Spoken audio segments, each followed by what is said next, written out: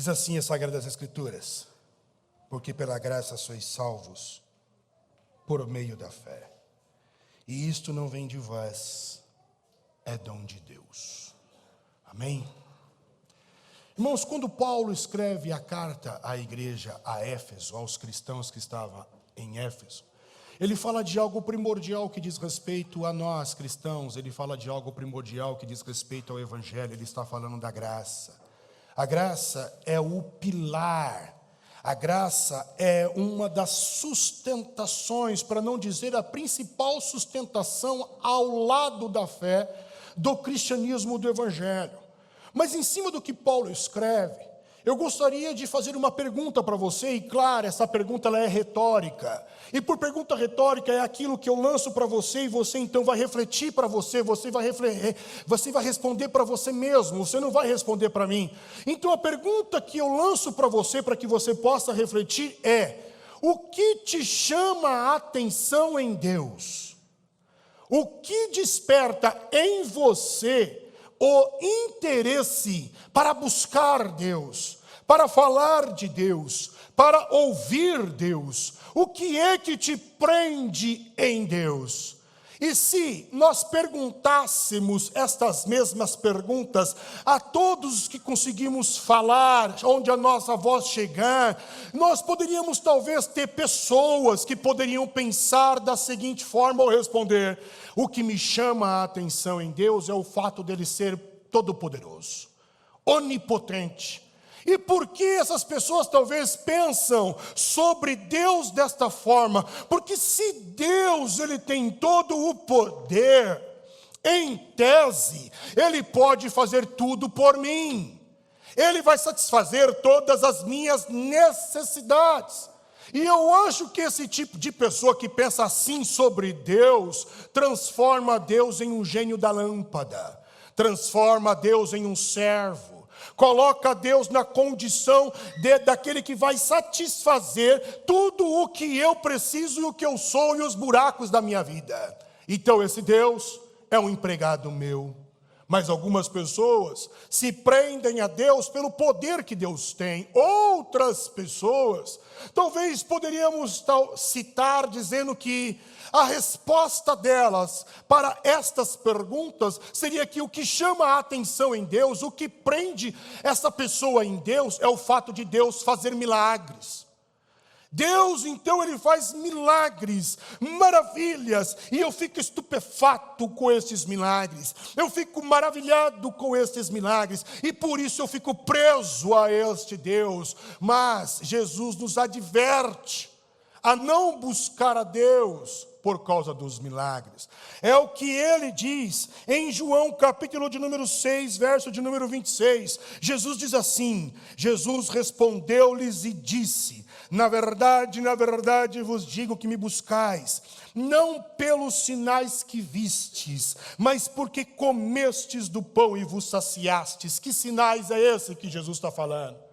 O que Jesus está querendo dizer é o seguinte: vocês não estão me buscando porque vocês estão vendo o cumprimento das profecias do Velho Testamento.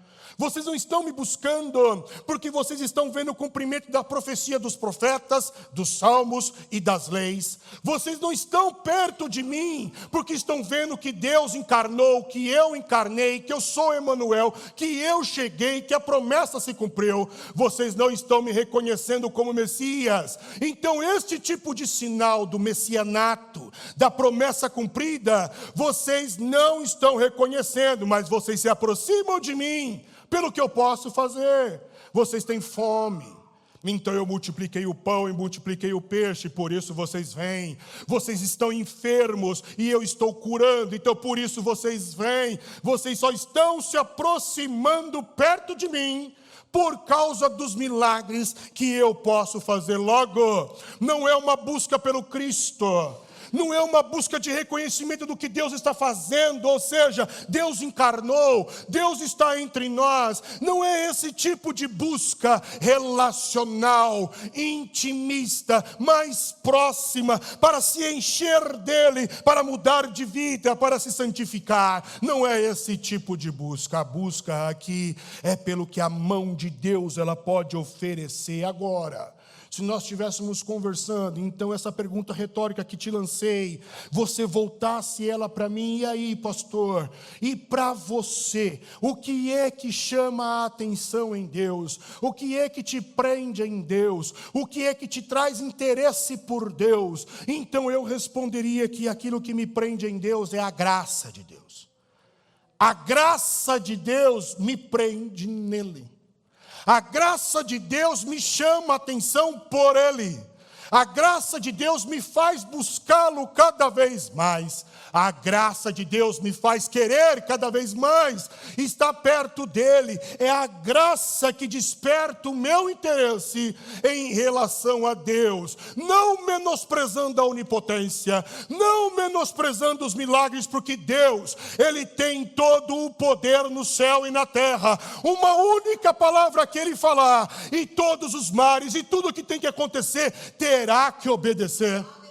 Deus tem todo o poder. Entretanto, não é só isso que me prende atenção, ou não é isso que me prende atenção, mas é a graça. Graça essa que foi inaugurada por Cristo. Então, se nós fôssemos aqui apelidar Jesus como Deus, que Deus Jesus seria? Jesus seria o Deus da graça. Jesus, ele tem que ser reconhecido como o Deus da graça, acima de ter toda a soberania, acima de ter todo o poder, acima de curar, acima de fazer milagres.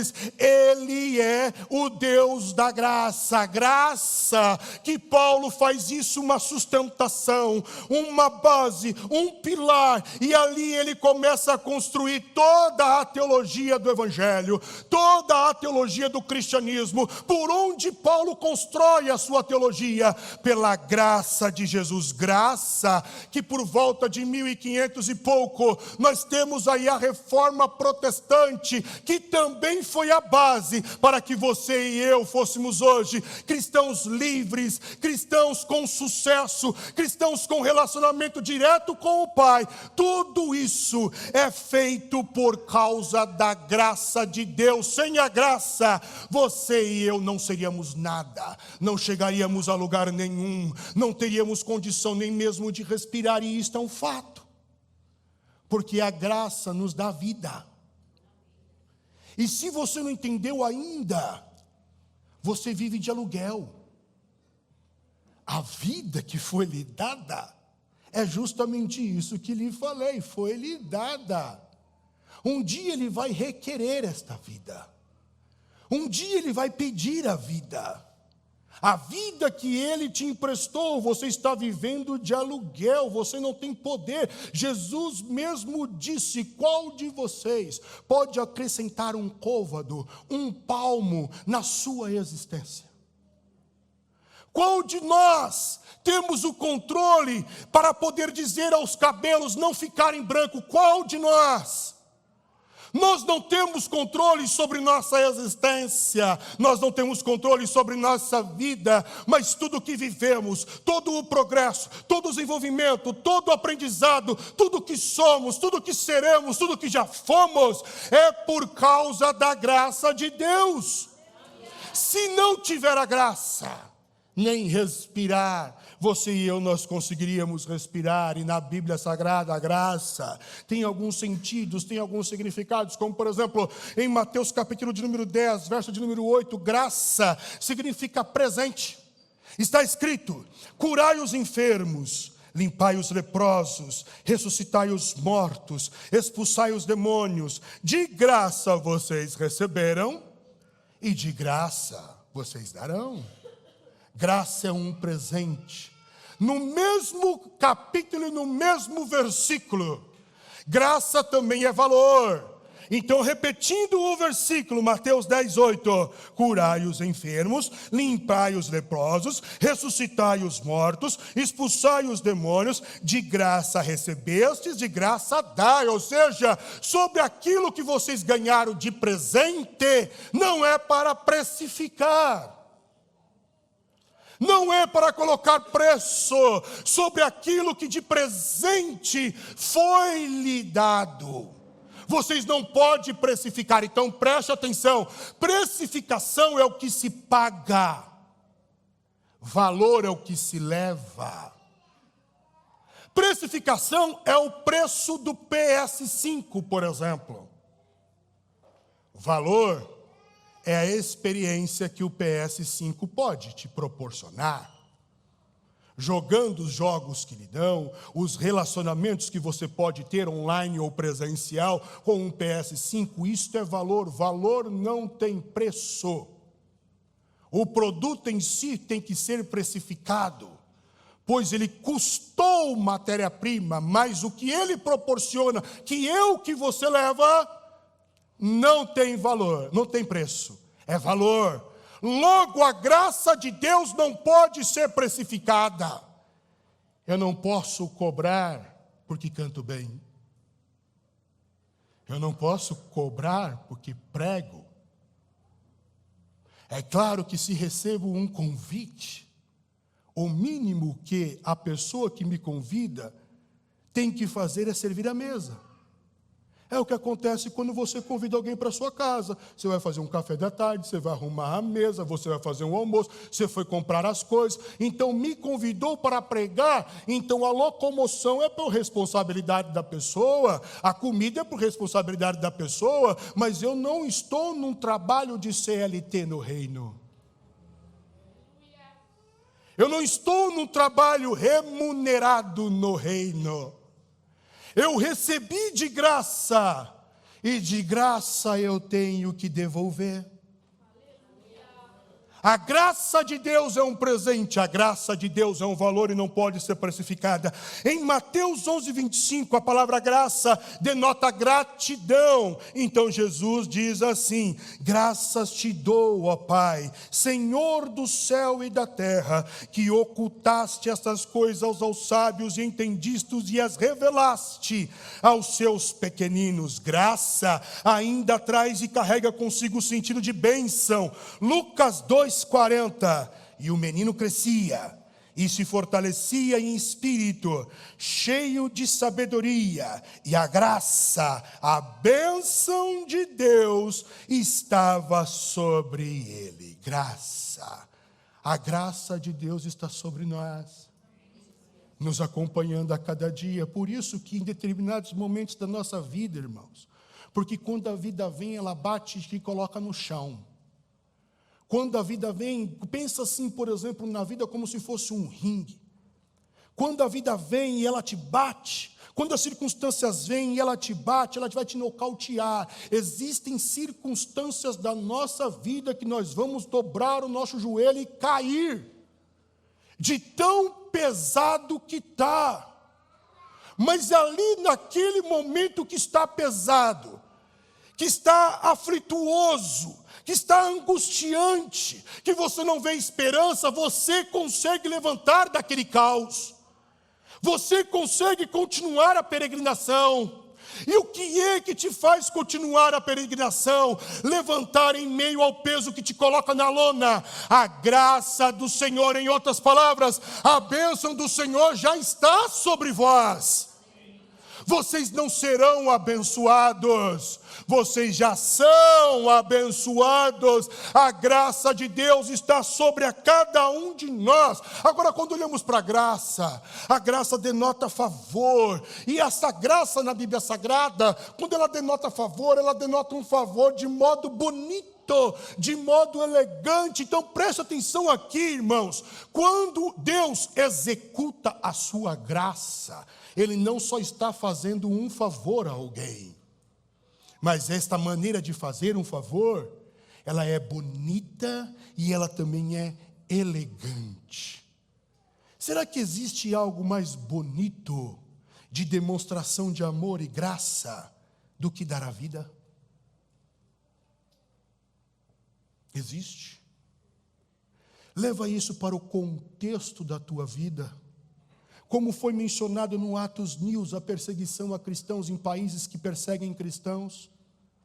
Então, para não matar a esposa e os filhos, o pai dá a vida.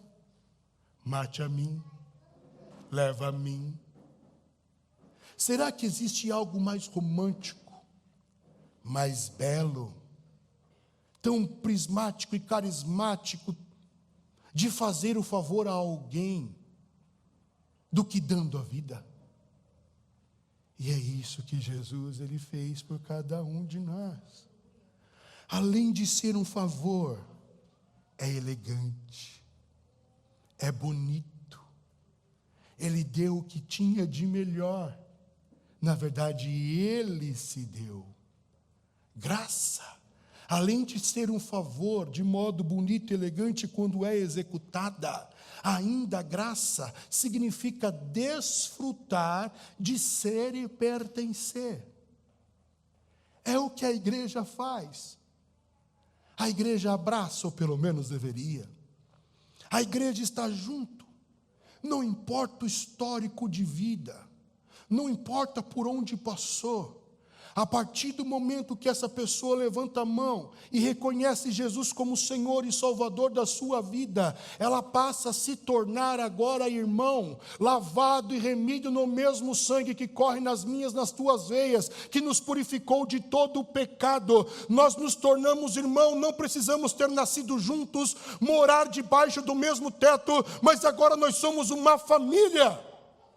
E essa pessoa que talvez nunca teve uma atenção, os olhos nunca foram prendidos a ela, sempre foi rejeitada, agora ela tem o favor de ser e pertencer, ela se sente parte integrante, e isso é graça.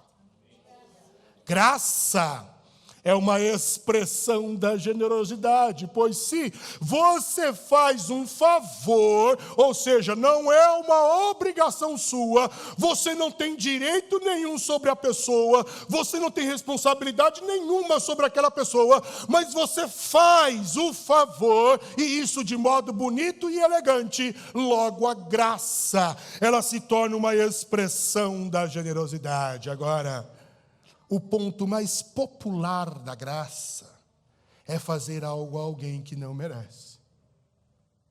E é por isso que a graça me chama a atenção em Deus. Eu gostaria que nós mudássemos o banco dos réus. Na maioria das vezes você e eu colocamos pessoas no banco dos réus e nós ali apontamos, e nós ali condenamos, e nós ali colocamos os defeitos daquela pessoa ao público. Tudo vem à tona, mas eu gostaria que nós mudássemos o banco dos réus. Troca o personagem. Em vez de ser um terceiro, em vez de ser uma pessoa que nós apontamos, condenamos e demonstramos os defeitos, se coloque no banco dos réus e seja você juiz de você mesmo. Seja você um analista de você mesmo. Aponte o dedo para a tua consciência, aponte o dedo para os teus pensamentos, aponte o dedo para as tuas emoções, aponte o dedo para os teus olhos, aponte o dedo para as tuas intenções e veja se existe algo de bom. E veja se existe algo que pode se salvar. Então, quando olhamos para a graça de Deus, é um favor bonito, elegante, expressão de generosidade, que é feito a quem não merece, que é feito a uma pessoa indigna, que é feito a quem não tem direito. É justamente essa graça que nos salvou. Por isso me prende a atenção, mais do que o poder de Deus, mais do que os milagres de Deus. Porque segundo Paulo em Romanos 3:23, está escrito que todos pecaram e destituídos estão da glória de Deus.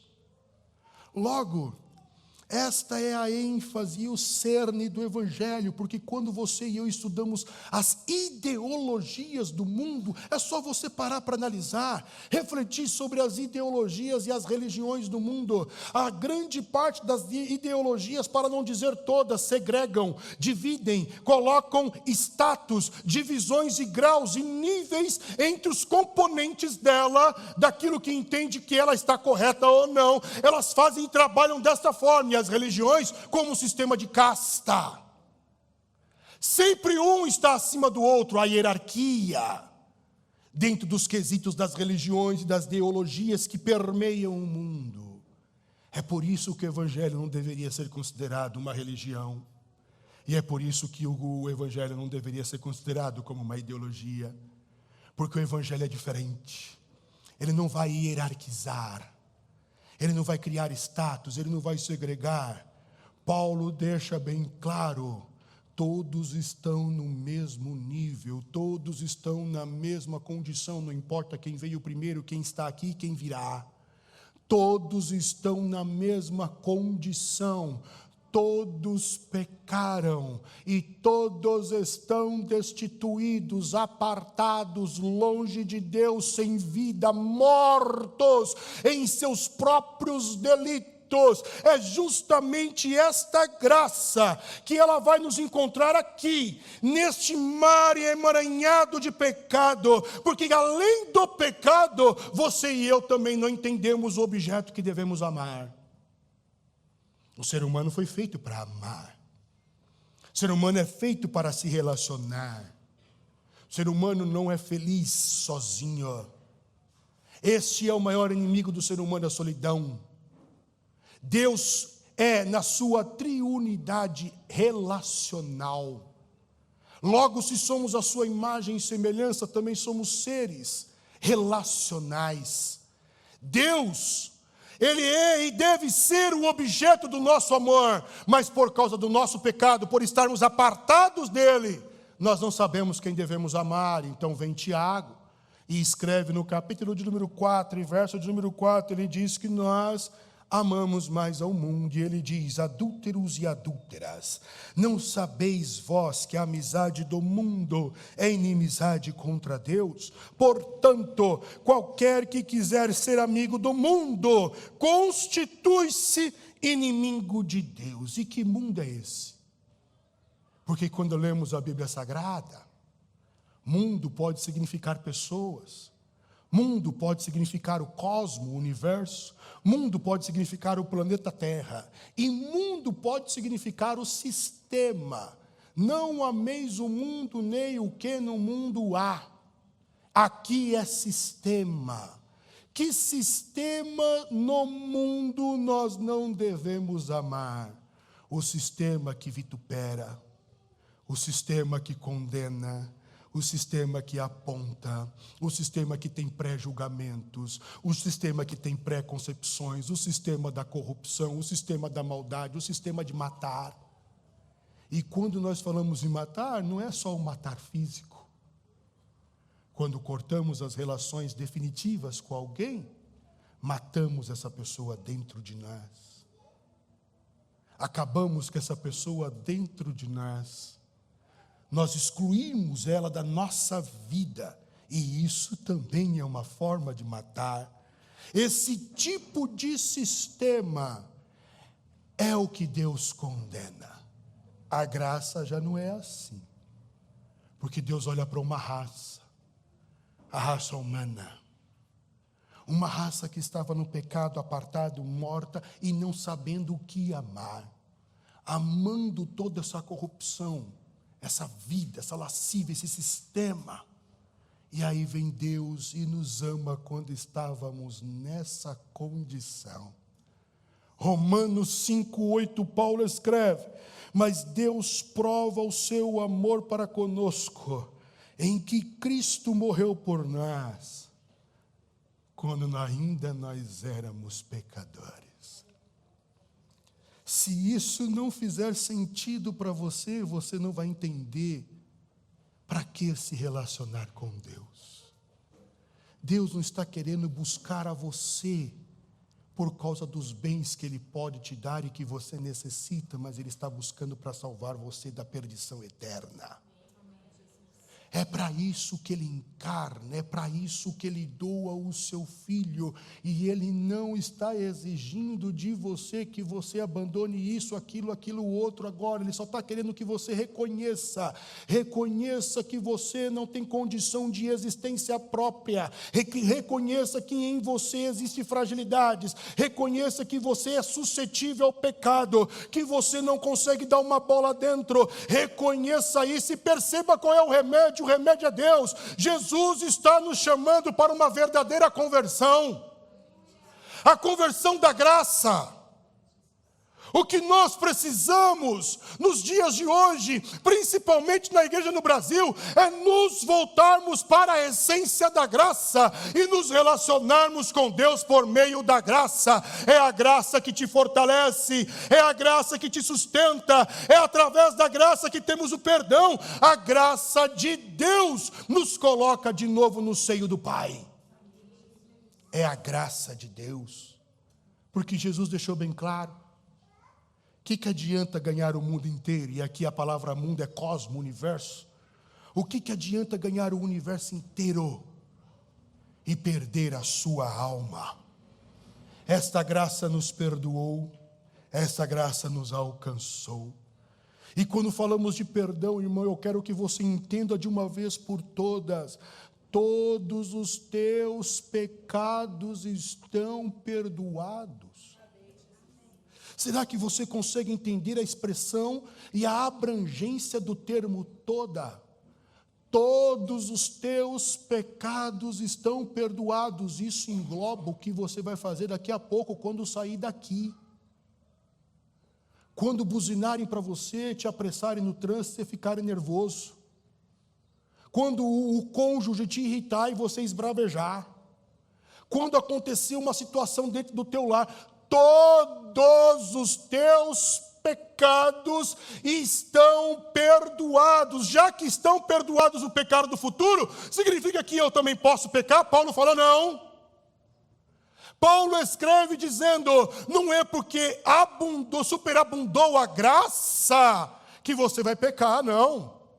Onde abundou o pecado, superabundou a graça. Mas você não vai sair por aí, porque o pecado não tem nada a ver conosco.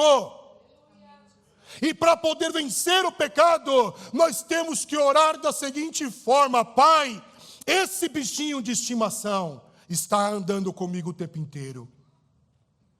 Pela tua graça me ajuda a deixá-lo.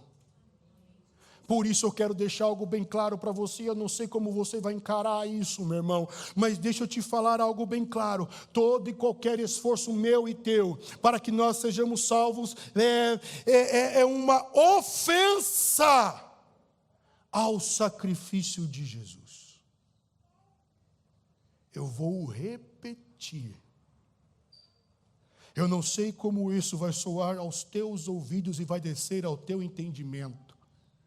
Mas toda e qualquer ação minha, para que eu venha a ser salvo, ou seja, uma ajuda minha para ser salvo, é uma ofensa ao sacrifício de Jesus. E por quê? Porque o sacrifício de Jesus é o único que pode garantir salvação. O meu e o teu, não. É por isso que eu falo para você que a oração diz muito mais sobre mim do que sobre Deus. É por isso que eu falo para você que o jejum diz mais sobre mim do que sobre Deus. Isso é para mim fortalecer, é para mim ajudar, é para que eu possa ter o contato com o Pai e continuar a minha peregrinação tendo a certeza, estreitar laços de intimidade. É isso! Eu não tenho como ajudar Deus na salvação, pois quem me convence do pecado, da condenação e do juízo é o Espírito Santo. Quem nos leva para Jesus é o Pai. Jesus diz, todos aqueles que o Pai trouxer a mim, de maneira nenhuma eu lançarei fora. E o que Jesus faz com esse que foi convencido pelo Espírito Santo que o Pai trouxe? Ele salva. Qual é o meu e o teu papel, então, neste cenário? Aceitar o presente. Por isso que eu tenho raiva, me desculpa a minha expressão, mas me dá raiva, coisas. Quando eu vou comprar um presente para um certo alguém, e este certo alguém, que eu não quero citar o nome para não ter confusão, mas estar à minha esquerda, de terno vermelho, e eu não quero citar o nome, mas quando eu compro um certo presente para um certo alguém, ela diz, não precisa, você foi gastar de novo. O presente não é para ser questionado, é para ser aceito.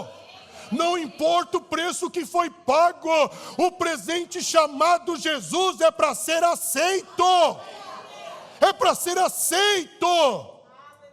Entenda que os teus pecados estão perdoados. E por que o sacrifício de Jesus é o único que nos garante a salvação? Por isso que o que eu fizer não vai adiantar. Eu tenho que aceitar, e é este sacrifício pela fé, através da graça, que me garante a salvação. Eu aceitando. Por que o sacrifício de Jesus é o único? Porque segundo João em Apocalipse capítulo 5, verso de número 3 e verso de número 5, Jesus está para além de tudo que podemos pensar. João escreve assim: e ninguém no céu, nem na terra, presta atenção, nem no céu, e nem na terra, e nem debaixo da terra, podia abrir o livro, nem olhar para ele. Verso 5. E disse-me um dos anciãos: não chores, eis aqui o leão da tribo de Judá, a raiz de Davi, que venceu para abrir o livro e desatar os seus 7 selos. Eu não sei se você entendeu por que o sacrifício de Jesus é o único que pode ser aceito, e realmente foi aceito, aniquilando todos os outros simples. Porque Jesus não é do céu, não é da terra, não é debaixo da terra, Ele é para além.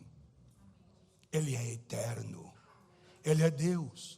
E como me falta palavras para adjetivar e caracterizar Jesus, então Jesus inspira o escritor de Hebreus a dizer que Ele é o ontem, o hoje e será eternamente, e Ele é. É por isso que quando Moisés pergunta para ele, eu vou lá sim, mas eu vou no nome de quem? Deus não adiantaria tentar explicar para Moisés, Moisés não vai entender, você e eu não vamos entender, não adianta. Então Deus simplesmente, Ele resume: eu sou o que sou. Acabou. O sacrifício de Jesus é suficiente. Esta graça não lança em rosto, porque você e eu temos mania de lançar em rosto o favor que fizemos. Vamos lá, fala dos casamentos. Quando um dos lados, uma das partes diz assim: mas eu fiquei com fulano para você fazer tal coisa. Eu fiz tal coisa para que você pudesse ir em tal lugar. Eu fiz isso, por que você não pode fazer aquilo outro? Nós fazemos o quê? Jogamos no rosto da pessoa o que nós fizemos, como se fosse um mérito, sendo que no ambiente do relacionamento, do casamento, é serviço, um servindo ao outro, não é mérito. Eu não tenho mérito por servir. Então nós não temos que lançar em rosto, só que a graça de Deus não é assim. Então, por exemplo, tente imaginar, se Deus fosse lançar em meu rosto, em teu rosto, o fato de ter encarnado e nos salvado todas as vezes que nós não correspondemos com as pessoas dentro do nosso hall de relacionamento, com o próximo. Tente imaginar Deus lançando em rosto o perdão dos nossos pecados, a sua salvação, a sua regeneração, o seu espírito, os seus dons, todas as vezes que nós o traímos. Tente imaginar Deus apontando o dedo para nós e falando para nós tudo o que Ele fez. A graça não lança em rosto. A graça não joga o que ela fez de bom para outra pessoa. A graça, ela também não envergonha. Lembra daquela mulher que foi pega em adultério, que já falamos, acho que inclusive domingo passado, levado para Jesus. Jesus não a vituperou. Aquela mulher foi levada por aqueles acusadores, pega em flagrante, e eles perguntaram para Jesus: o que a gente faz? Tem que apedrejar pela lei. Jesus poderia, como mestre, acusá-la, condená-la, colocar ao público o pecado dela. Jesus não faz isso. Jesus não envergonha, a graça não envergonha, porque também nós temos essa mania. Você pode fazer isso por mim? Eu sempre peço para você fazer isso, aquilo outro, aquilo mais, e você nunca ouve, você finge que não ouve, você deixa tudo aí largado, parece que só tem eu que mora nessa casa, só eu faço as coisas. Então, quando olhamos para Jesus, Ele não envergonha, a graça não envergonha, ela concede o favor que não é merecido. A vergonha não é algo que você e eu temos que fazer, porque tem muita gente que tem vergonha de entrar na igreja. Porque acha que será acusado, apontado. Jesus já foi vituperado. Ele se esvaziou, foi cuspido, foi pregado nu, rasgaram as suas vestes. Estava todo ensanguentado porque levou chibatadas, o seu corpo foi dilacerado como uma carne no açougue, cortada. Ele se tornou vergonha por mim e por você. Você não precisa mais ser envergonhado por um líder religioso nenhum. Nunca. Jesus já se tornou vergonha por mim e por você. E essa graça, ela é relacional, irmãos. A graça é relacional. Jesus se relacionou com mulheres, que na cultura antiga, um homem ficar conversando com mulheres durante o dia era estranho, não por questões de sexualidade, mas de rebaixamento social. Era assim que eles entendiam, por causa do machismo impregnado naquela cultura em que Jesus estava. E, no entanto, não são os homens que financiam o ministério de Jesus, a Bíblia diz que são as mulheres que ajudavam o ministério de Jesus. A Bíblia diz que as mulheres o serviam e Jesus se relaciona com as mulheres, conversa com as mulheres, dá crédito às mulheres e faz promessas às mulheres e quebra o jugo das mulheres. A graça se relaciona com aquele que é oprimido, aquele que é vituperado, aquele que é jogado de escanteio. Jesus se relacionou com cobradores de impostos, aqueles que às vezes nós odiamos, porque estão com poder, com a política na mão, e faz tudo errado. Jesus se relacionou com eles, como por exemplo Mateus e Zaqueu. Jesus se relacionou com pobres, aqueles que não têm nem dinheiro para comprar um creme dental, um shampoo, um sabonete. Jesus se relacionou com eles. Jesus se relacionou com religiosos, aquele bando de gente chata, como fariseus, saduceus, escribas, que acham cheios da razão, cheios do poder, e Jesus se relaciona com eles. Jesus se relacionou com mestres da lei, com entendidos, com doutores da letra, como Nicodemos. Jesus se relacionou com ricos. Jesus se relacionou com todos os povos, como a Sírio-Fenícia, a Cananeia, com o centurião romano e etc. E que hoje não é diferente. A pergunta que eu faço: que tipo de graça nós temos vivido? Por esse motivo, eu te convido a viver a restauração da graça nos nossos tempos. Eu tenho orado e orado muito para que nós possamos ser uma igreja que viva da fé e da arte relacional da graça, sabendo perdoar, sabendo amar, sabendo acompanhar, sabendo aconselhar. Eu oro para que a cada dia que passa, a igreja no Brasil, a começar da nossa, se volte para a essência da graça. Eu oro para que a mensagem da cruz não caia de moda, não saia de moda. Eu oro para que o sangue vertido na cruz do Calvário seja o motivo da gente se atrair por Deus. Eu oro por uma profunda restauração de graça, e que esta graça alcance a tua vida, fazendo os favores que você e eu não somos merecedores. Eu oro para que possamos seguir o exemplo do nosso mestre, pois se afinal de contas, discípulos de Jesus nós somos, o mínimo que temos que fazer é, por onde irmos, levar a graça que Ele mesmo nos deu. Ser um porta-voz da graça, do amor, do perdão.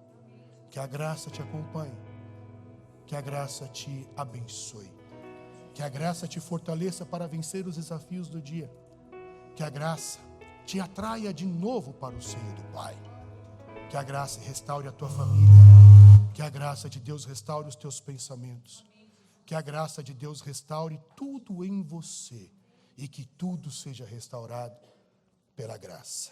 Deus os abençoe.